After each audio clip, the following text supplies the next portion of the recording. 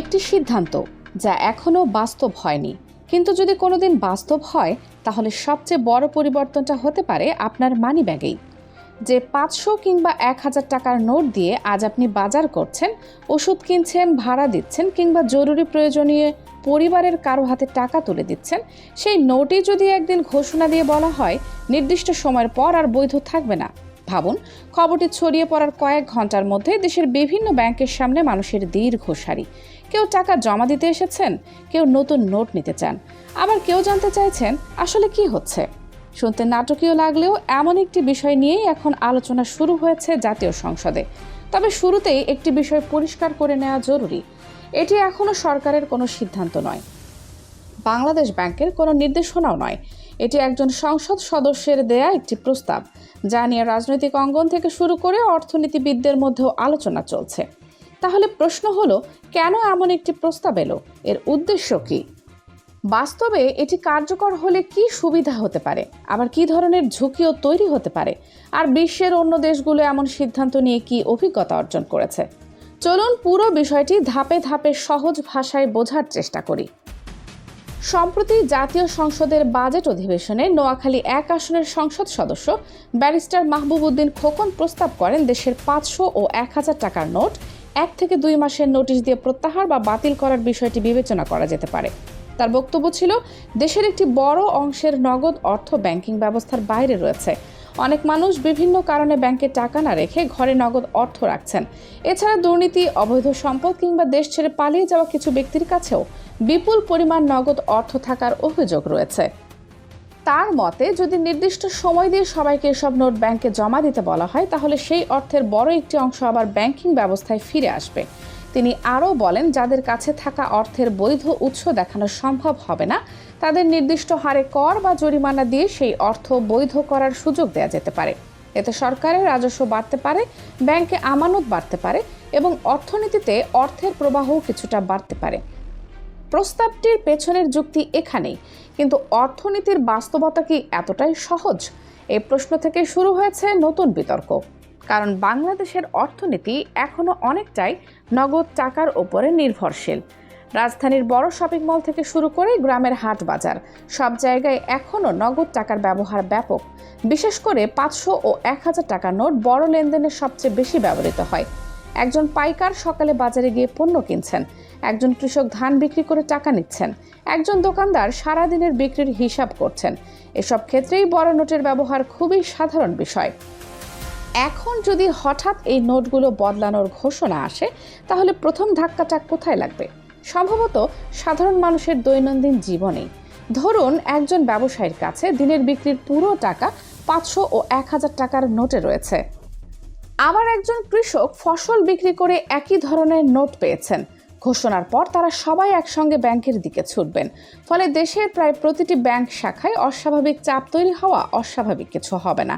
ব্যাংকের কর্মকর্তাদের একদিকে টাকা গ্রহণ করতে হবে, অন্যদিকে নোট যাচাই করতে হবে, আবার নতুন নোটও সরবরাহ করতে হবে। এসবের পাশাপাশি নিয়মিত ব্যাংকিং কার্যক্রমও চালিয়ে যেতে হবে। এমন পরিস্থিতিতে স্বাভাবিক সেবা সাময়িকভাবে ধীর হয়ে যাওয়ার আশঙ্কা থাকতেই পারে।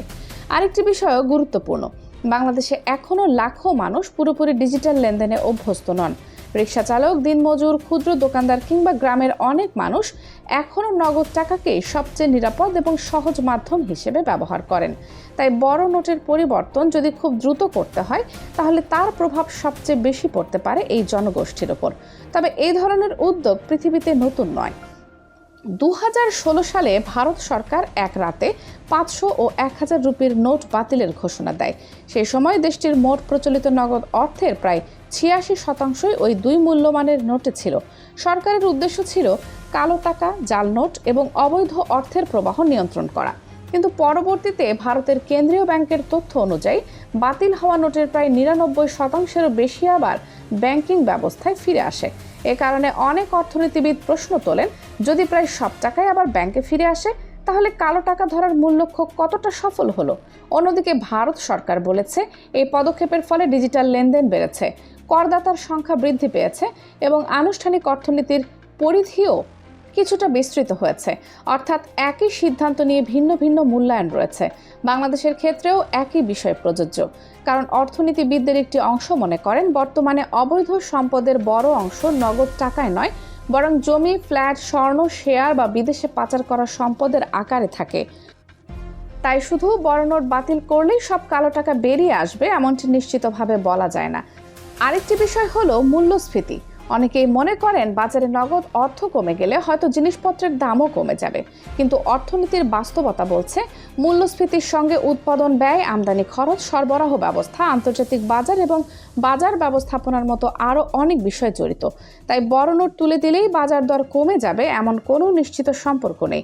বরং যদি মানুষ আতঙ্কিত হয়ে নগদ অর্থের পরিবর্তে স্বর্ণ, ডলার বা অন্য সম্পদ কিনতে শুরু করেন, তাহলে আর্থিক বাজারে নতুন চাপও তৈরি হতে পারে। এই কারণেই অনেক বিশেষজ্ঞ বলছেন কালো টাকা নিয়ন্ত্রণের জন্য শুধু নোট পরিবর্তন নয়, আরও দীর্ঘমেয়াদী সংস্কার প্রয়োজন।